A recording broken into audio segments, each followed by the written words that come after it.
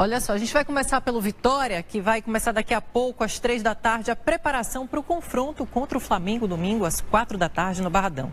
O rubro-negro vai encerrar o Campeonato Brasileiro em casa. A delegação rubro-negra desembarcou no fim da tarde de ontem, depois de uma virada histórica contra a Ponte Preta no Moisés Lucarelli. Rafael Minho acompanhou a chegada do time a Salvador.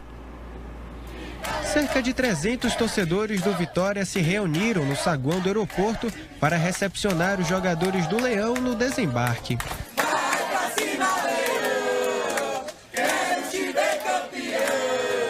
Pelo menos o Vitória mostrou que é um time de leão, não foi um time de macaca quis, como o jogador da Ponte Preta saiu fazendo a comemoração com um gesto de macaco. Ele provocou a torcida do Vitória, provocou os jogadores em campo e com certeza quem tinha que vir era um bom resultado. Só dependeu agora da gente e torcer também com alguns resultados, também deu um favorável a gente, né? Tomando 2-0 e a esperança já não existia e de repente aquele vira-volta, né? O Vitória faz o primeiro gol, aí ressurge uma luz no fundo do túnel.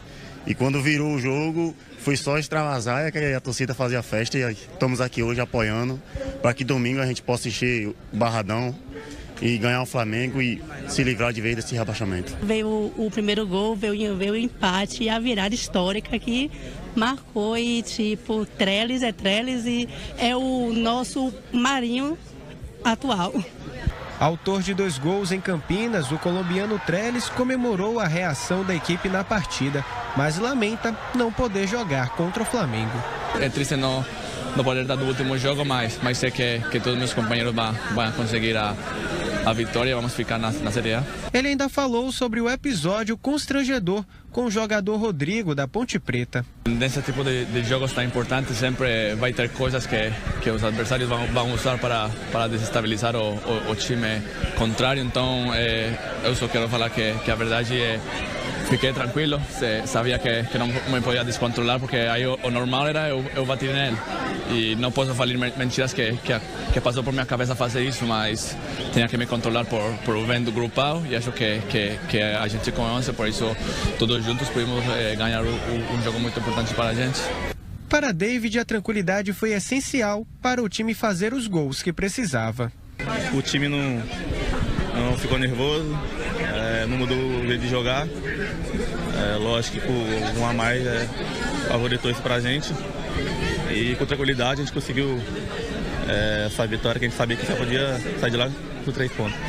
Quando perguntado se ele vai entrar em campo no próximo jogo, David conta que ainda vai ser avaliado pelo departamento médico. Vou passar no DM, amanhã eu vou fazer exame para me ver qual foi a gravidade do que ocorreu. Com 43 pontos, o Vitória subiu para a 15ª colocação e agora só depende de si mesmo para garantir a permanência na Série A. Se vencer o Flamengo no próximo domingo no Barradão, o Vitória escapa da zona de rebaixamento. Mas caso contrário, a torcida rubro-negra vai precisar secar o Sport, o Coritiba e o Avaí, que não podem pontuar nos seus jogos. Bom, a gente vê ali o Rafael Minho falando que o Vitória só depende dele. Elton, vamos entender o panorama e a situação, que a gente sabe que essa briga aí para não cair foi acirradíssima nessa reta final do Campeonato Brasileiro, né? Então, vamos mostrar a situação do Vitória e o que pode acontecer, né? Você vê que a história dos 45 pontos pode caber exatamente nesse campeonato de 2017, né? A gente tem aqui a tela com o que o Vitória precisa para permanecer na primeira divisão. Se vencer o Flamengo, não precisa depender de nenhum outro resultado, permanecerá na Série A, já que é o 15º colocado. Em caso de empate, as coisas já começam a acontecer de uma forma diferente, né? Entre Coritiba, Sport e Avaí, os 3 jogam na rodada, 2 empates. 2 dos 3 precisam empatar, caso o Vitória empate com o Flamengo. E se o Vitória perder o jogo, aí as contas começam a ficar maiores. Derrota do Coritiba e empate de Sport ou Avaí, ou seja, um dos 2 empatar, ou empate dos 2, e aí não precisa pensar no Coritiba. Se Sport e Avaí empatarem, o Coritiba pode vencer seu jogo tranquilamente. Lembrando que o Avaí enfrenta o Santos, o Sport enfrenta o Corinthians e a equipe do Coritiba enfrenta a Chapecoense. Só o Sport joga em casa, além do Vitória. Só que tem um outro lado também. Dá para pensar em Sul-Americana, é o que a gente vai ver agora aqui. O campeonato está tão embolado que Vitória pode, inclusive, ir para a Copa Sul-Americana. Se o Grêmio vencer a Libertadores, o G7 vira G8, consequentemente, o 14º colocado pode ir para a Copa Sul-Americana.